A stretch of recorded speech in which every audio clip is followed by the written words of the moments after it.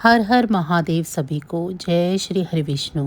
शास्त्रों में बताया गया है कि सत्यनारायण व्रत कथा का पाठ करने से व्यक्ति को 1000 यज्ञ करने के बराबर पुण्य फल की प्राप्ति होती है।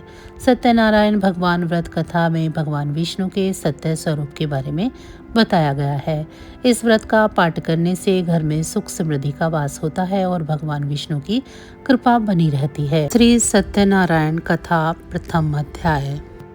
एक समय की बात है, नैषिण्य तीर्थ में शौनक आदि 18,000 ऋषियों ने श्री सूत जी से पूछा, हे प्रभु, इस कलयुग में वेद विद्या रहित मनुष्य को प्रभु भक्ति किस प्रकार मिल सकती है तथा उनका उद्धार कैसे हो सकता है।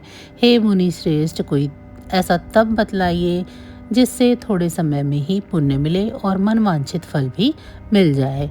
इस प्रकार की कथा सुनने की हम इच्छा रखते हैं। सर्वशास्त्रों के ज्ञाता सूत जी बोले, हे वैष्णवों, मैं पूज्य आप सभी के प्राणियों के हित की बात पूछी है, इसीलिए मैं एक ऐसे श्रेष्ठ व्रत को आपको बतलाऊंगा जिससे नारद जी ने लक्ष्मी नारायण जी से पूछा था और लक्ष्मीपति ने मुनि श्रेष्ठ नारद जी से कहा था। आप सब इसे ध्यानपूर्वक सुनिए। एक समय की बात है, योगीराज नारद जी दूसरों के हित की इच्छा लिए अनेकों लोकों में घूमते हुए मृत्युलोक में पहुंचे। यहाँ उन्होंने अनेक योगिनियों में जन्मे प्राय सभी मनुष्य को अपने कर्मों द्वारा अनेकों दुखों से पीड़ित देखा। उनका दुख देख नारद जी सोचने लगे कि कैसा यत्न किया जाए जिसके करने से निश्चित रूप से मानव के दुखों का अंत हो जाए। इसी विचार पर मनन करते हुए वह विष्णु लोक में पहुंच गए। वहां वे देवों के ईश नारायण की स्तुति करने लगे, जिनके हाथों में शंख चक्र गदा और पद्म थे, गले में वरमाला पहने हुए थे। स्तुति करते हुए नारद जी बोले, हे भगवान, आप अत्यंत शक्ति से संपन्न हैं। मन तथा वाणी में भी आपको कोई नहीं पा सकता है। आपका आदि मध्य तथा अंत नहीं है। निर्गुण स्वरूप सृष्टि के कारण भक्तों के दुखों को दूर करने वाले हैं। आपको मेरा नमस्कार है। नारद जी की स्तुति सुन भगवान विष्णु बोले, हे मुनि श्रेष्ठ, आपके मन में क्या बात है? आप किस काम के लिए पधारे हैं, उसे निसंकोच कहिए। इस पर नारद जी बोले कि मृत्युलोक में अनेक योनियों में जन्मे मनुष्य अपने कर्मों के द्वारा अनेकों दुख से दुखी हो रहे हैं। हे नाथ, आप मुझ पर दया रखते हैं तो बताइए कि वो मनुष्य थोड़े प्रयास से ही अपने दुखों से कैसे छुटकारा पा सकते हैं। श्री हरि बोले, हे नारद, मनुष्यों की भलाई के लिए तुमने बहुत ही अच्छी बात पूछी है। जिसके करने से मनुष्य मोह से छूट जाता है वह मैं आपको बतलाता हूँ, उसे ध्यानपूर्वक सुनिए। स्वर्गलोक व मृत्युलोक दोनों में एक दुर्लभ उत्तम व्रत है जो पुण्य देने वाला है। आज प्रेमवश होकर मैं उसे तुमसे कहता हूँ। श्री सत्यनारायण भगवान का यह व्रत अच्छी तरह विधान पूर्वक करके मनुष्य तुरंत ही यहाँ सुख भोग कर मरने के पश्चात मोक्ष को पाता है। श्री हरि के वचन सुनकर नारद जी बोले कि उस व्रत का फल क्या है, उसका विधान क्या है, यह व्रत किसने किया था, इस व्रत को किस दिन करना चाहिए, सभी कुछ विस्तार से बतलाइए। नारद जी की बात सुनकर श्री हरि बोले, दुख व शोक को दूर करने वाला यह सभी स्थानों पर विजय दिलाने वाला है। मानव को भक्ति व श्रद्धा के साथ शाम को सत्यनारायण की पूजा धर्मपरायण होकर ब्राह्मणों व बंधुओं के साथ करनी चाहिए। भक्ति भाव से ही नैवेद्य केले का फल, घी, दूध, आटे का गेहूं का आटा सवाया ले। गेहूं के स्थान पर साठी का आटा, शक्कर तथा गुड़ लेकर वह सभी भक्षण योग्य पदार्थों को मिलाकर भगवान का भोग लगाएं। ब्राह्मणों सहित बंधु बांधवों को भी भोजन कराएं। उसके बाद स्वयं भोजन करें। भजन कीर्तन के साथ भगवान की भक्ति में लीन हो जाएं। इस तरह से सत्यनारायण भगवान का यह व्रत करने से मनुष्य की सारी इच्छाएं निश्चित रूप से ही पूरी होती हैं। इस कली काल अर्थात कलयुग में मृत्युलोक में मोक्ष का यही एक सरल उपाय बतलाया गया है। इति श्री सत्यनारायण व्रत कथा का प्रथम अध्याय संपूर्ण।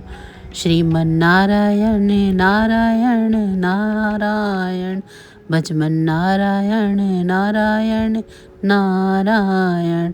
श्री सत्यनारायण भगवान की जय। सत्यनारायण भगवान की व्रत कथा का दूसरा अध्याय। सूत जी बोले, हे ऋषियों, जिसने पहले समय में इस व्रत को किया था उसका इतिहास कहता हूँ, ध्यान से सुनो। सुंदर काशीपुरी नगरी में एक अत्यंत निर्धन ब्राह्मण रहता था। भूख प्यास से परेशान वह धरती पर घूमता रहता था। ब्राह्मणों से प्रेम करने वाले भगवान ने एक दिन ब्राह्मण का वेश धारण कर उसके पास जाकर पूछा, हे विप्र, नित्य दुखी होकर तुम पृथ्वी पर क्यों घूमते हो? दीन ब्राह्मण बोला, मैं निर्धन ब्राह्मण हूँ, भिक्षा के लिए धरती पर घूमता हूँ। हे भगवान, यदि आप इसका कोई उपाय जानते हो तो बतलाइए। वृद्ध ब्राह्मण कहता है कि सत्यनारायण भगवान मनोवांछित फल देने वाले हैं, इसीलिए तुम उनका पूजन करो। इसे करने से मनुष्य सभी दुखों से मुक्त हो जाता है। वृद्ध ब्राह्मण बनकर आए सत्यनारायण भगवान उस निर्धन ब्राह्मण को व्रत का सारा विधान बताकर अंतर्ध्यान हो गए। ब्राह्मण मन ही मन सोचने लगा कि जिस व्रत को वृद्ध ब्राह्मण करने को कह गए हैं, मैं उसे ज़रूर करूँगा। यह निश्चय करने के बाद उसे रात में नींद नहीं आई। वह सवेरे उठकर सत्यनारायण भगवान के व्रत का निश्चय कर भिक्षा के लिए चला गया। उस दिन निर्धन ब्राह्मण को भिक्षा में बहुत धन मिला, जिससे उसने बंधु बांधवों के साथ मिलकर श्री सत्यनारायण भगवान का व्रत संपन्न किया। भगवान सत्यनारायण का व्रत संपन्न होने के बाद वह निर्धन ब्राह्मण सभी दुखों से छूट गया और अनेक प्रकार की संपत्तियों से युक्त हो गया। उसी समय से यह ब्राह्मण हर माह इस व्रत को करने लगा। इस तरह से सत्यनारायण भगवान के व्रत को जो कोई भी मनुष्य करेगा वह सभी प्रकार के पापों से छूटकर अंत में मोक्ष को प्राप्त होगा। जो मनुष्य इस व्रत को करेगा वह भी सभी दुखों से मुक्त हो जाएगा। सूत जी बोले, इस तरह से नारद जी ने सत्यनारायण भगवान का कहा हुआ श्री सत्यनारायण व्रत को मैंने तुमसे कहा। हे विप्रो, मैं अब और क्या कहूँ? ऋषि बोले कि हे मुनिवर, संसार में उस विप्र से सुनकर और किस किस ने इस व्रत को किया, हम सब इस बात को सुनना चाहते हैं। इसके लिए हमारे मन में श्रद्धा का भाव है। सूत जी बोले, हे मुनियों, जिसने इस व्रत को किया है वे सब सुनो।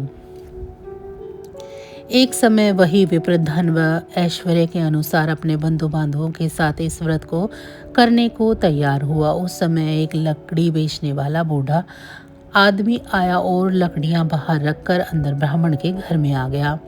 प्यास से दुखी वह लकड़हारा उनको व्रत करते देख विप्र को नमस्कार कर पूछने लगा कि आप ये क्या कर रहे हैं? तो उन्होंने बताया कि व्रत कर रहा हूँ तथा इसे करने से क्या फल मिलेगा, कृपया मुझे भी बताइए। ब्राह्मण ने कहा कि सभी मनोकामनाओं को पूरा करने वाला यह श्री सत्यनारायण भगवान का व्रत है। इनकी कृपा से ही मेरे घर में धन धान्य आदि की वृद्धि हुई है। विप्र से सत्यनारायण व्रत के बारे में जानकर लकड़हारा बहुत प्रसन्न हुआ। चरणामृत लेकर वह प्रसाद खाने के बाद अपने घर चला गया। लकड़हारे ने अपने मन में संकल्प किया कि आज लकड़ी बेचने से जो भी धन मिलेगा उसी से सत्यनारायण भगवान का उत्तम व्रत करूंगा। मन में वे इस विचार को ले बूढ़ा आदमी सर पर लकड़ियां रख उस नगर में बेचने गया जहां धनी लोग ज़्यादा रहते थे। उस नगर में उसे अपनी लकड़ियों का दाम पहले से 4 गुना अधिक मिलता है। बूढ़ा प्रसन्नता के साथ दाम लेकर केले, शक्कर, घी, दूध, दही और गेहूं का आटा ले और सत्यनारायण भगवान के व्रत की अन्य सामग्रियां लेकर अपने घर गया। वहां अपने सभी बंधु बांधवों को लेकर विधि विधान से सत्यनारायण भगवान का पूजन और व्रत किया। इसी व्रत के प्रभाव से वह बूढ़ा लकड़हारा धन, पुत्र आदि से युक्त होकर संसार के समस्त सुख भोगने के बाद अंत में बैकुंठ धाम चला गया। श्री सत्यनारायण कथा का दूसरा अध्याय संपूर्ण। बोलिए श्री सत्यनारायण भगवान की जय। श्रीमन्नारायण नारायण नारायण भजवन नारायण नारायण नारायण। श्री सत्यनारायण भगवान की जय। सत्यनारायण भगवान व्रत कथा का तीसरा अध्याय। सूत जी बोले, हे श्रेष्ठ मुनियों, अब आगे की कथा कहता हूँ। पहले समय में उल्कामुख नाम का एक बुद्धिमान राजा था। वह सत्यवक्ता और जितेंद्रिय था। प्रतिदिन देव स्थानों पर जाता और निर्धनों को धन देकर उनके कष्ट को दूर करता। उसकी पत्नी कमल के समान मुख वाली तथा सती साध्वी थी। भद्रशिला नदी के तट पर वे दोनों ने सत्यनारायण भगवान का व्रत किया। उसी समय साधु नाम का एक वैश्य आया। उसके पास व्यापार करने के लिए बहुत सा धन भी था। राजा को व्रत करते देखकर वह विनय के साथ पूछने लगा, हे राजन, भक्ति भाव पूर्ण होकर आप ये क्या कर रहे हैं? मैं सुनने की इच्छा रखता हूँ, तो आप मुझे बतलाइए। राजा बोला, हे साधु, अपने बंधु बांधवों के साथ पुत्रादि प्राप्ति के लिए एक महाशक्तिमान श्री सत्यनारायण भगवान का व्रत व पूजन कर रहा हूँ। राजा के वचन सुनकर साधु आदर से बोला, हे राजन, मुझे इस व्रत का सारा विधान कहिए। आपके कथा अनुसार मैं भी इस व्रत को करूँगा। मेरी भी संतान नहीं है और इस व्रत के करने से निश्चित रूप से मुझे भी संतान की प्राप्ति होगी। राजा से व्रत का सारा विधान सुन व्यापार से निर्वित हो वह अपने घर गया। साधु वैश्य ने अपनी पत्नी को संतान देने वाले इस व्रत का वर्णन कह सुनाया और कहा कि जब मेरी संतान होगी तब मैं इस व्रत को करूँगा। साधु ने इस तरह के वचन अपनी पत्नी लीलावती से कहे। एक दिन लीलावती पति के साथ आनंदित हो संसारिक धर्म में प्रवृत्त होकर सत्यनारायण भगवान की कृपा से गर्भवती हो गई। 10वें महीने में उसके गर्भ से एक सुंदर कन्या ने जन्म लिया। दिनों दिन वह ऐसे बढ़ने लगी जैसे कि शुक्ल पक्ष की चंद्रमा बढ़ता है। माता पिता ने अपनी कन्या का नाम कलावती रखा।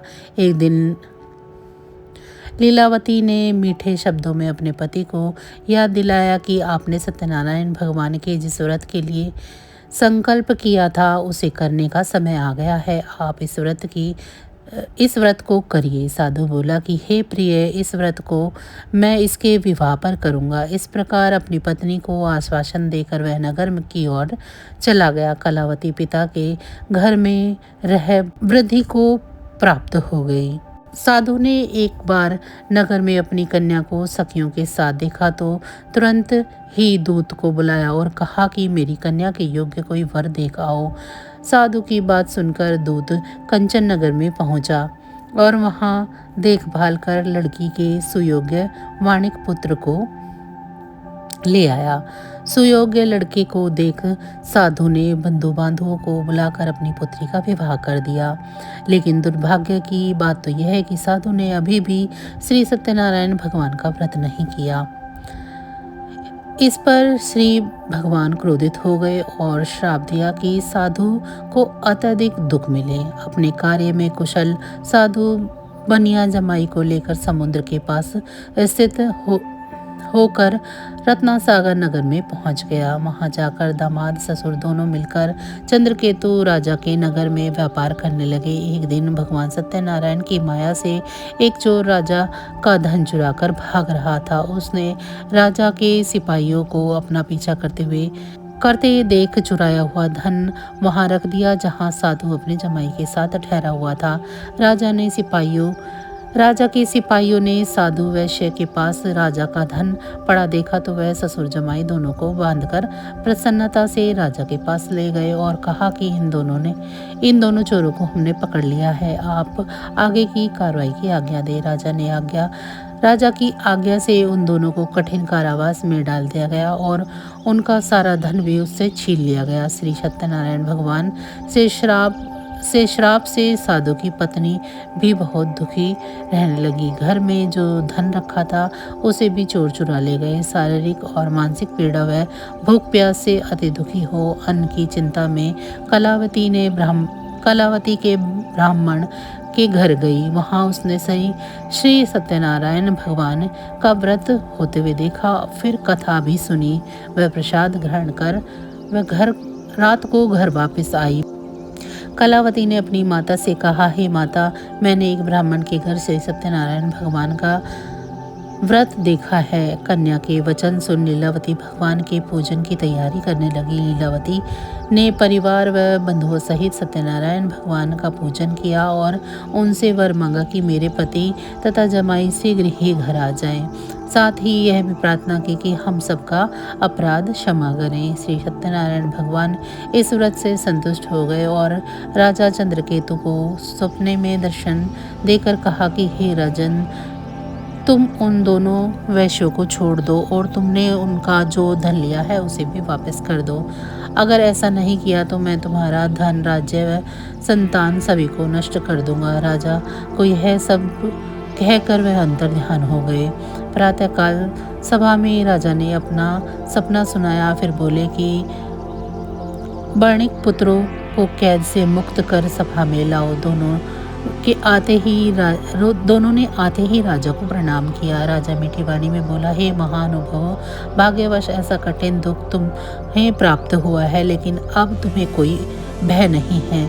ऐसा कहकर राजा ने उन दोनों को नए वस्त्र आभूषण भी दिए और जितना धन उनका लिया था उनको दोगुना धन वापस कर दिया। दोनों वैश्य अपने घर की ओर चले गए। श्री सत्यनारायण व्रत कथा का 3रा अध्याय संपूर्ण। बोले श्री सत्यनारायण भगवान की जय। श्रीमन्नारायण नारायण नारायण, भजमन नारायण नारायण नारायण। श्री सत्यनारायण भगवान की जय। सत्यनारायण भगवान व्रत कथा का 4था अध्याय। सूची बोले, वैश्य ने मंगलाचार कर अपनी यात्रा आरंभ की और अपने नगर की ओर चल दिए। उनके थोड़ी दूर जाने पर ही एक दंडी वेशधारी श्री सत्यनारायण ने उनसे पूछा, हे साधु, तेरी नाव में क्या है? अभिमानी वाणिक हंसता हुआ बोला, हे दंडी, आप क्यों पूछते हो? क्या धन लेने की इच्छा है? मेरी नाव में तो बेल व पत्ते भरे हुए हैं। वैश्य के कठोर वचन सुन भगवान बोले, तुम्हारा वचन सत्य हो। दंडी ऐसे वचन कह वहां से दूर चले गए। कुछ दूर जाकर समुद्र के किनारे बैठ गए। दंडी के जाने के बाद साधु वैश्य ने नित्य क्रिया के पश्चात नाव की ऊंची उठाते हुए देखा और अचंभा मानकर और नाव में बेलपत्ते आदि देखकर वह मूर्छित हो जमीन पर गिर पड़ा।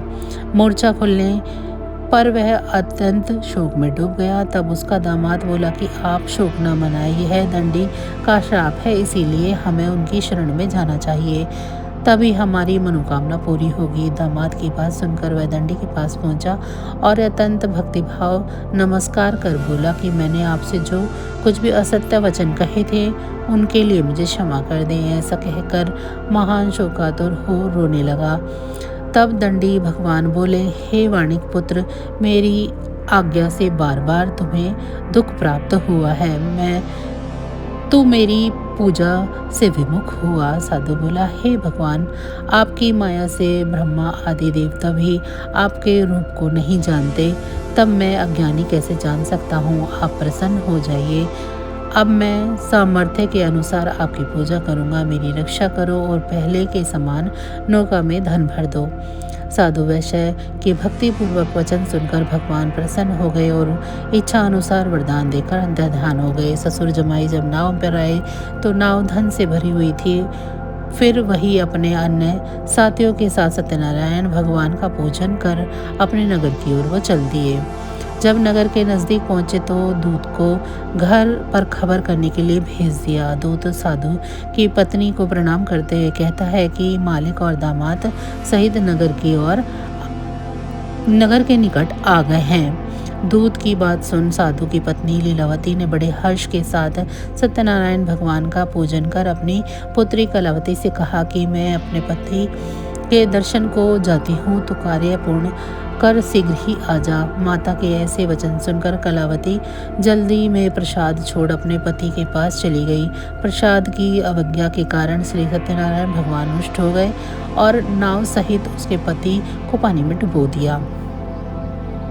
कलावती अपने पति को वहां न पाकर रोती हुई जमीन पर गिर गई। नौका को डूबा हुआ देखकर कन्या को रोता देख साधु दुखी होकर बोला कि हे प्रभु, मुझसे तथा मेरे परिवार से जो भूल हुई है उसे क्षमा करें। साधु के दीन वचन सुनकर सत्यनारायण भगवान प्रसन्न हो गए और आकाशवाणी हुई, साधु तेरी कन्या मेरे प्रसाद को छोड़कर आई है, इसीलिए उसका पति अदृश्य हो गया। यदि वह घर जाकर प्रसाद खाकर लौटती है तो उसे उसका पति अवश्य मिलेगा। ऐसी आकाशवाणी सुन कलावती अपने घर पहुंचकर प्रसाद खाती है और फिर आकर अपने पति के दर्शन करती है। उसके बाद साधु अपने बंधु बांधवों सहित श्री सत्यनारायण भगवान का विधि विधान से पूजन करता है। इस लोक का सुख भोग व अंत को स्वर्ग में जाता है। इति श्री सत्यनारायण व्रत कथा का चतुर्थ अध्याय संपूर्ण। श्रीमन्नारायण नारायण नारायण, भजवन नारायण नारायण नारायण। श्री सत्यनारायण भगवान की जय। सत्यनारायण भगवान की व्रत कथा का 5वां अध्याय। सूची बोले कि हे ऋषियों, मैं और भी एक कथा सुनाता हूँ, उसे भी ध्यानपूर्वक सुनो। प्रजापालन में लीन तुंगध्वज नाम का एक राजा था। उसने भी भगवान का प्रसाद त्याग कर बहुत ही दुख सहन किए।